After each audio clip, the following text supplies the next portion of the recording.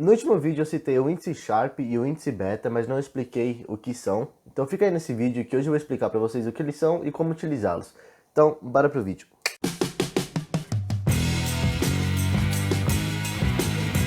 Fala jovem, antes de começar o vídeo já se inscreve aí embaixo, tá, no canal pra gente crescer a nossa família. E sem mais delongas, o que é o índice Sharp? What the fuck is this? O índice Sharp foi criado por William Sharp e é um indicador que mede a relação entre retorno e o risco de investimento. Ou seja, ele mede qual é a relação entre o retorno excedente de um ativo livre de risco e a volatilidade. Tá, Pedro, você falou, mas não entendi porra nenhuma. Bom, jovem, em outras palavras, o índice Sharp ele vai medir a relação entre risco-retorno de um determinado investimento, tá? Como se fosse aquele custo-benefício de uma compra que você realiza de um objeto. Vamos supor que a gente tem dois fundos, o fundo A e o fundo B. Aí você vai lá ver, na hora de escolher o fundo, você vê que o fundo A tem uma maior rentabilidade. O fundo A ele vai ter 40% de rentabilidade, enquanto o B ele tem 30% de rentabilidade.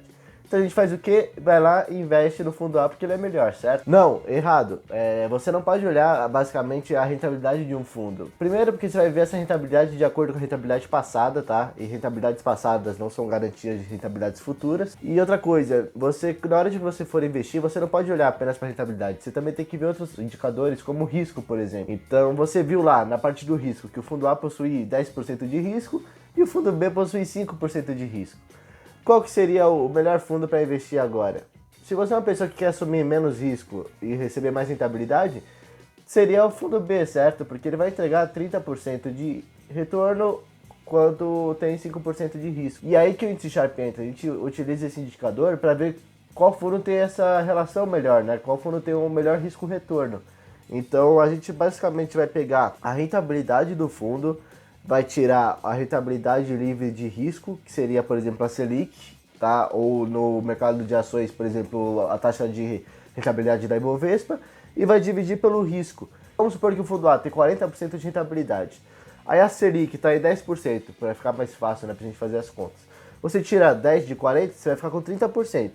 Dividido pelos aqueles 10% de risco que você tinha, você vai ficar com o número de 3%, certo?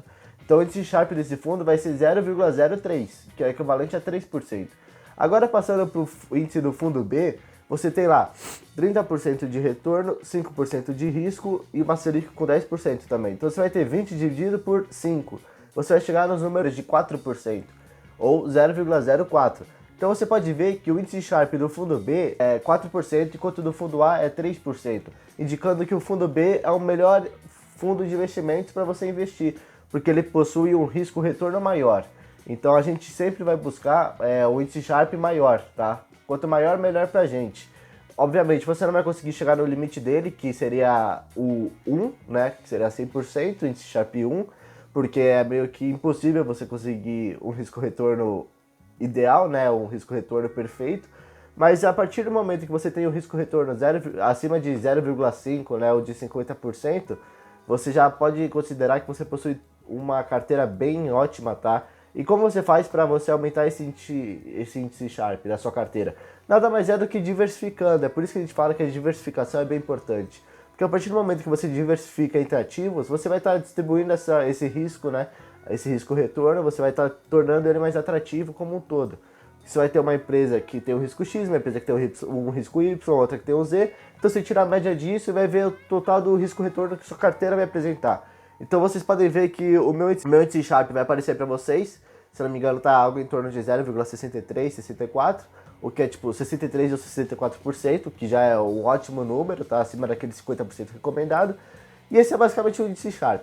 Então um breve resuminho, a gente utiliza o índice Sharp para calcular a relação entre risco e retorno de um determinado investimento. Mas e o índice Beta? O que é? O último indicador que eu tenho para falar para vocês. Ele é basicamente o risco que o investidor está se expondo ao investir em um único ativo em comparação ao mercado como um todo.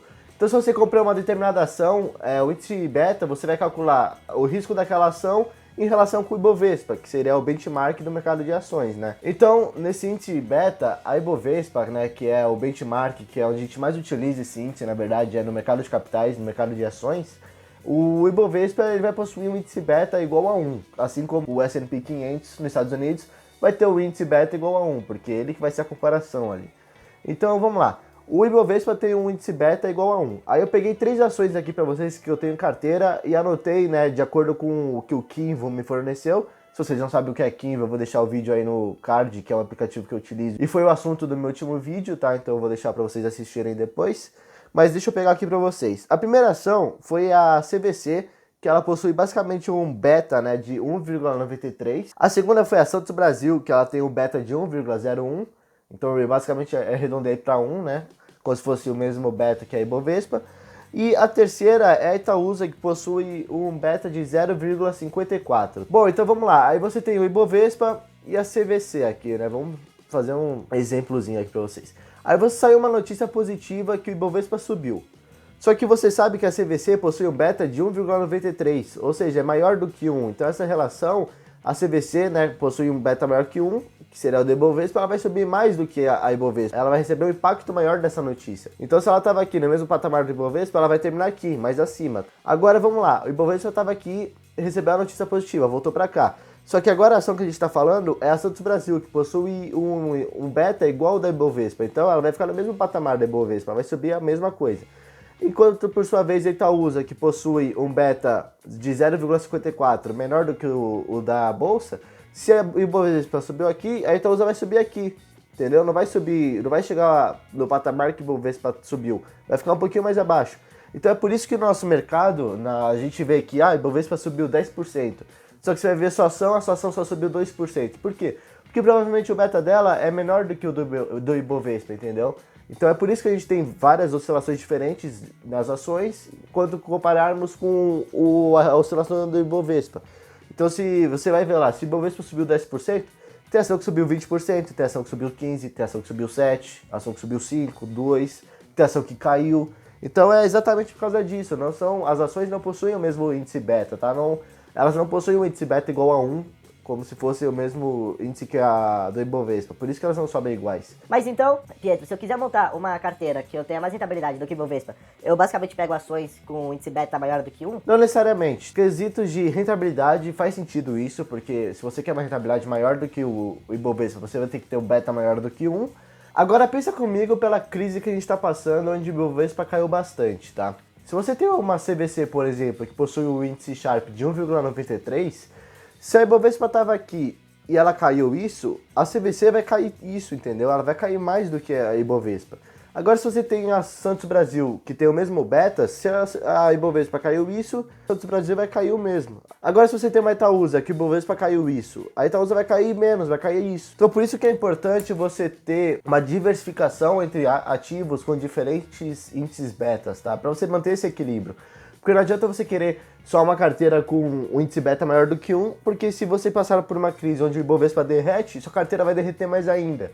Então você tem que ter alguns ativos em carteira com índice beta menor do que 1, porque se o Ibovespa derreter, sua carteira vai dar uma segurada, vai derreter um pouquinho menos do que o Ibovespa, entendeu?